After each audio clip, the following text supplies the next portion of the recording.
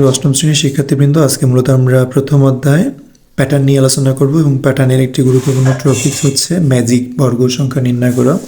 তো আজকে আমরা জোড় সংখ্যার ম্যাজিক বর্গ নির্ণয় করা টেকনিক নিয়ে আলোচনা করব। তো প্রথমে আমরা লিখে রাখছি যে ম্যাজিক সংখ্যা নির্ণয়ের একটা সূত্র আছে, সেটা হচ্ছে ক ইন্টু ক স্কয়ার প্লাস 1/2, যেখানে কটা কি, যে যত সংখ্যার ম্যাজিক সংখ্যা বা ম্যাজিক বর্গ নির্ণয় করতে বলবে ক হচ্ছে তার মান।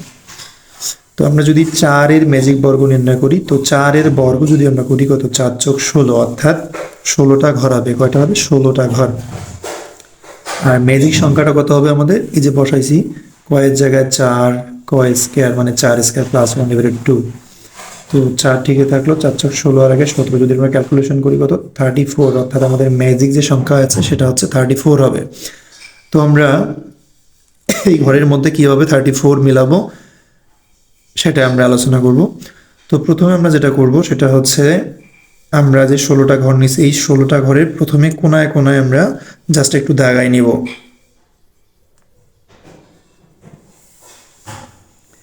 অর্থাৎ কর্ণগুলো আমরা কি করব, জাস্ট হচ্ছে দাগাই নিলাম।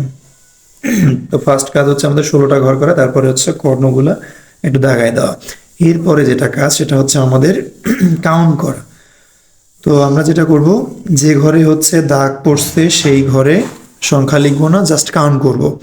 তো প্রথমে কি 1, 2, তো আমরা কি করলাম, কাউন্ট করছি 1, 2, 3, যেহেতু এখানে দাগ দেওয়া আছে করবো না 4, এই যে 5, 6, 7, 8, 9, 10, 11, 12, 13, 14, 15, 16।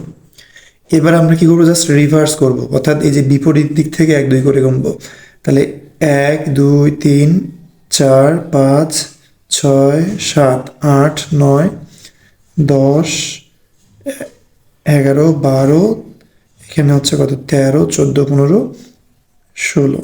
তো এবার যদি আমরা দেখেন যে চতুর্দিকে 34 আসছে কিনা।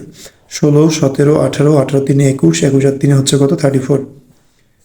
আবার যদি আমরা কোনায় কোনায় গুনি, 13 আর 10 23, 23 আর সাথে হচ্ছে কত, 30, 30 আর 4 34। একইভাবে যদি আমরা আরেকটা দেখি, যে 11 আর 2 13, 13 আর সাথে হচ্ছে 20, 20 আর 14 হচ্ছে 34। তার মানে কি আমাদের চতুর্দিকে হচ্ছে 34 মিলছে। তো এইভাবে হচ্ছে আমরা সলিউশন করব।